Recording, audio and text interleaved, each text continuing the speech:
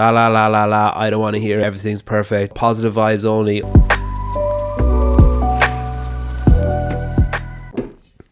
Yo, despite what you might think, this is not going to be a poor impersonation of Andrew Hiller, at least not intentionally. Over the last few months, I've had a few conversations with different people who have said my voice is becoming one of negativity and criticism. And I just wanted to address that because, well, I've got the platform to do it. A lot of this kind of stuff has stemmed from fake news, which is actually kind of funny because fake news is supposed to be funny, but people are taking it as criticism. There now follows a metaphor. Imagine you and I were walking down the street and I saw someone in the deepest squat I've ever seen about to drop a deuce on the floor. I said nothing and carried on walking. Scenario 2, the same thing happens, but this time I nudge you and point at that person and say, hey look, that guy's about to take a shit on the street. Now imagine that guy runs after me and says, hey, you made me look weird. You took a shit on the street. All I did was point it out to people. That situation sounds kind of laughable, but I have had people say, hey, you made that person look disingenuous by the way that you told that story. And my response to that would be, well, no, they made themselves look disingenuous and I just pointed at it and said, hey, have you guys seen this? I can understand how people might be apprehensive about appearing in something like fake news, if they even know what it is. It's never nice to be the butt of a joke, but it's still just a joke. I teach kids.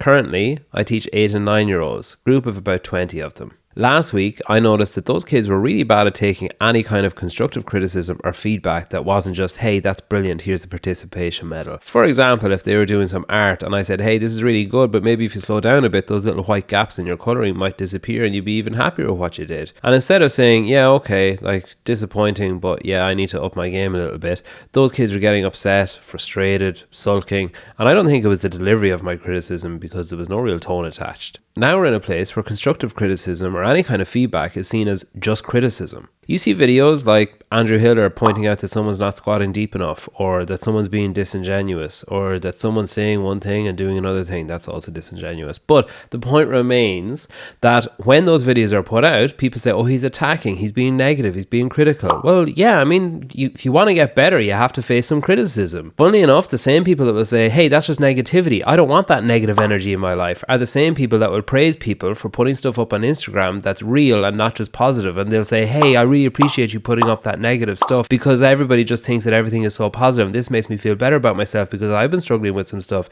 and it can't just be positivity all the time, and it's so good that you're real and vulnerable and oh my god. But then when someone puts something up on Instagram that isn't just positive, they say, oh my god, that's so negative, I don't need that in my life. I mean, I've had people who have featured in fake news approach events and approach sponsors that I work with and say, not really happy with being featured on this. It's kind of negative and critical of the space. I don't think we need any more of that around. What do you think? If I was privy to those conversations, I would have said, why are you saying this? Surely it's more damaging for you to be doing this than it is for me to make a joke about you or about somebody else. Over the last number of months, I've been called a bully. I've been accused of my voice becoming more negative. My response to that would be, well, bullying is something that happens repeatedly over a prolonged period of time from a position of power, and I don't think any of those things are really true in this case. In response to being critical or being negative or having a more negative voice, I mean, I don't think making jokes is really critical or negative, but if it is, then maybe you're right. I've also been told that athletes are becoming wary of me, which I've had no experience of myself. Maybe they're just really good at hiding it. And look, if it's a case of me making fake news or making the content that I make is going to damage my brand somehow, change the way that people view me, and I'll be seen in the voice of negativity in the space, I mean, I guess I should probably stop doing it. No, I'm not going to stop doing it because it's a creative outlet for me. I find it entertaining, I find it engaging, and I enjoy doing it. The beauty of the internet is